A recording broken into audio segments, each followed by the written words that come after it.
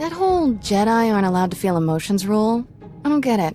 Sure, anger's bad. Why cross off everything else? The world of Star Wars has no shortage of weird stories, crazy characters, and wacky situations. This is a blend of sci-fi and fantasy after all, and at various points the series touches down on each of these marks one at a time.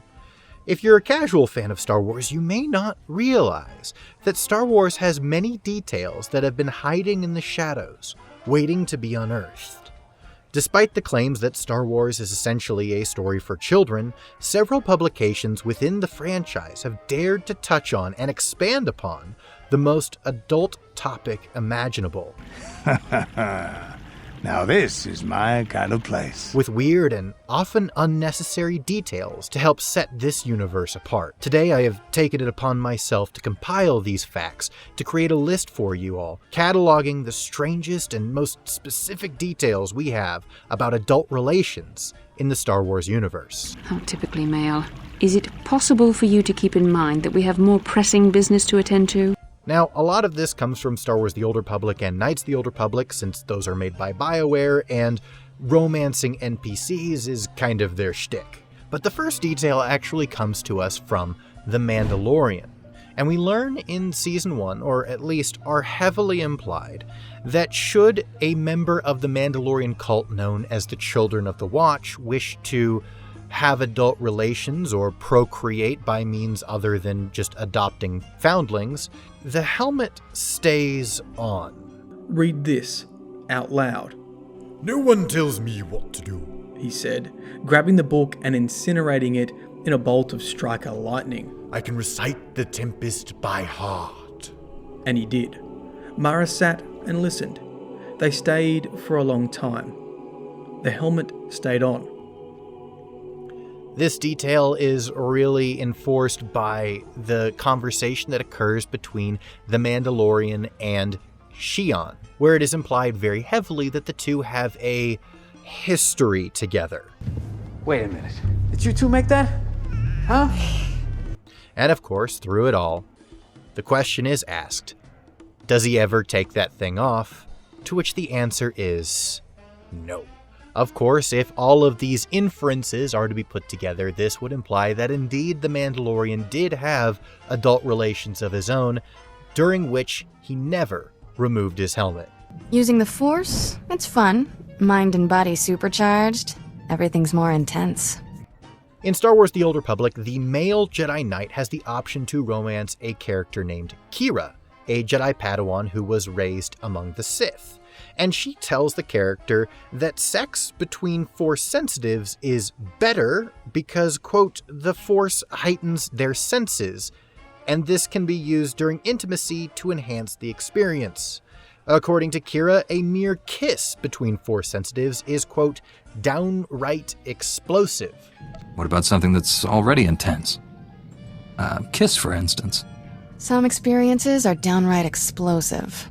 Yes, that is Star Wars and was published during the Disney era. Even if it was made and recorded before that era, it was published after Disney's acquisition. So that exists.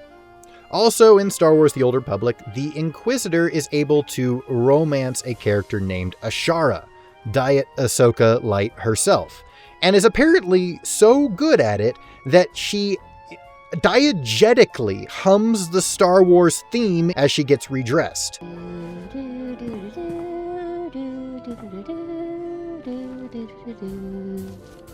Yes, apparently the Sith Inquisitor is so good at romancing her that you give her an out-of-body experience wherein she transcends the Star Wars universe and experiences the world as we see it and comes back into reality, bringing with her the knowledge of the Star Wars theme music with her. This is both awkward and hilarious, as well as mildly charming. By the way, if you don't know, diegetic means that the characters can hear, or at least are aware of, the music or sounds that we, the audience, can hear or are aware of. The most obvious example of this being the Cantina music from A New Hope, which was the first piece of diegetic music written by John Williams for Star Wars. It appears that the Star Wars theme, previously known as Luke's theme, is one of the few pieces of music written by Williams to exist within the Star Wars universe. Other examples do include the Imperial March, thanks to Star Wars Rebels and later Solo, where it can be heard as a recruitment music in Solo, as well as the parade music from Star Wars Rebels, and the Emperor's Throne Room, which is played in a major key at the end of The Phantom Menace. And, of course, Yub Nub.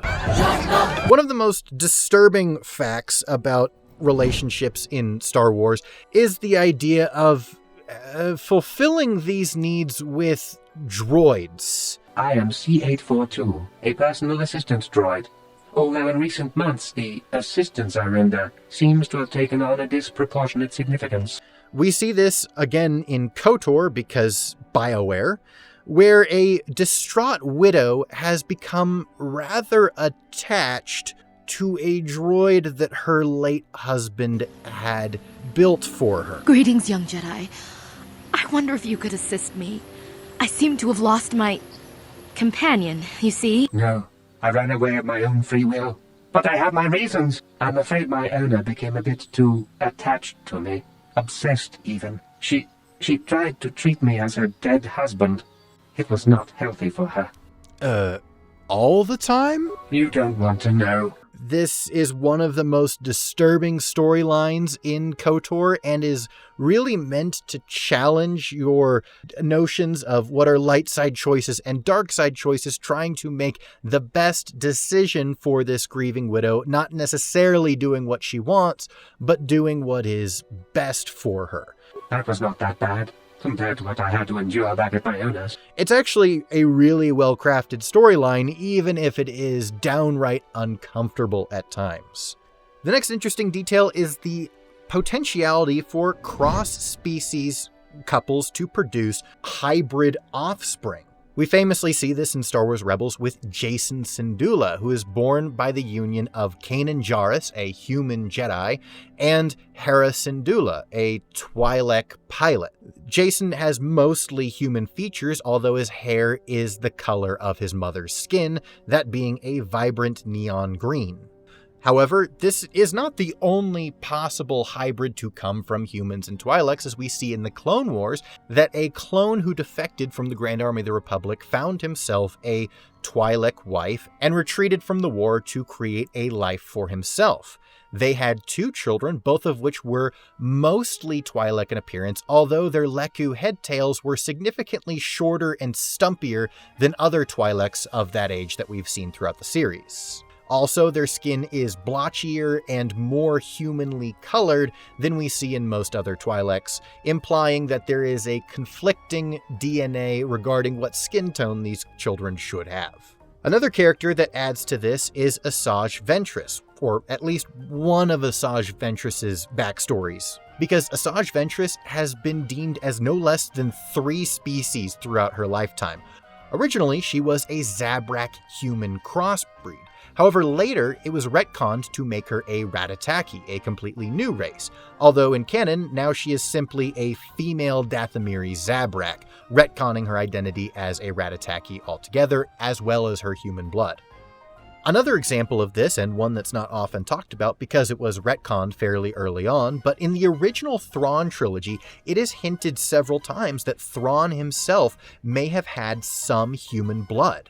It's hinted a few times throughout the trilogy with phrases like mixed heritage and some human lineage, or even impure human lineage, and other such phrases showing up several times throughout the trilogy, but most heavily in Dark Force Rising, the second book in the trilogy. That said, it is never confirmed either way, but even if it wasn't true, there's nothing saying that humans and Chiss can't reproduce.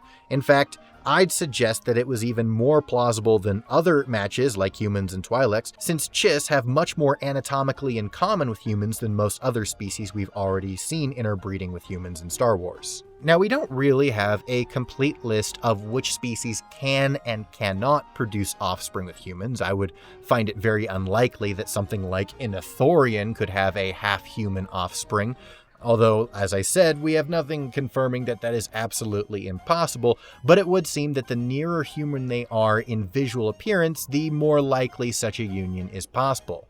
with characters like Zabraks being basically humans with horns, and Chiss being humans that are blue with red eyes, and Twi'leks being humans with no hair and head tails, it's no wonder that we've seen those species in particular being the most commonly represented mixed couples to produce actual offspring. However, there are major implications for the biology textbooks of the Star Wars universe if this is true, because this would imply that humans and Twi'leks and Zabraks and all these other characters we've talked about aren't actually separate species, but rather separate races or genetic variations of the same species, since we know that there can't be interbreeding between species, but only between subspecies. For instance, we can breed a lion and a tiger because they are both of the feline species. And I'm probably getting my biology terms incorrect here, but I think you understand what I'm saying, and that is that these near humans must be part of the same parent species, implying that they have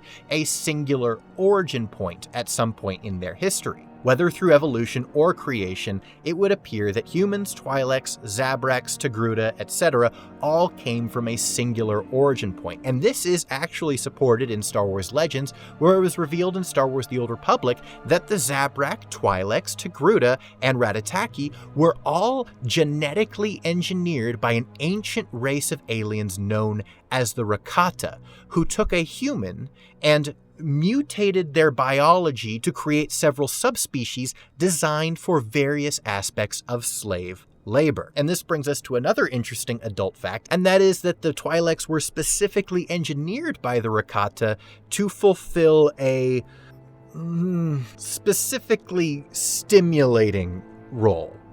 That is literally the origin point of why the Twi'leks existed at all, at least according to Star Wars Legends.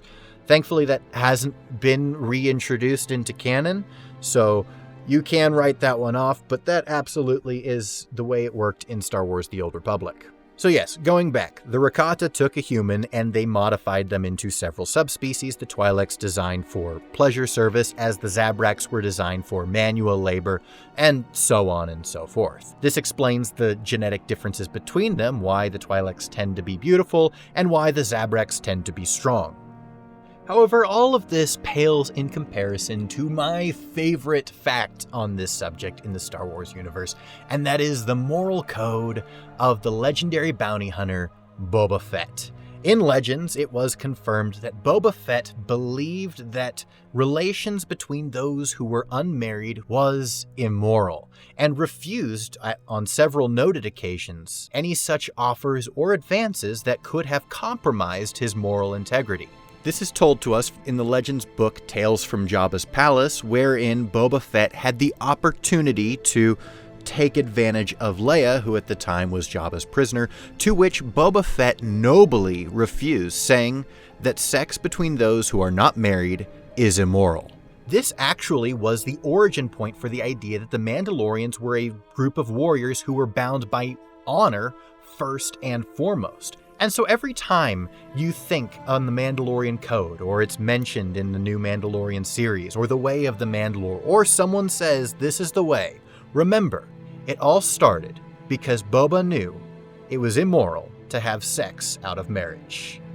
But these are the most weird and strange facts that I have found and accumulated on the topic of adult relations within the Star Wars universe. Were there any I missed?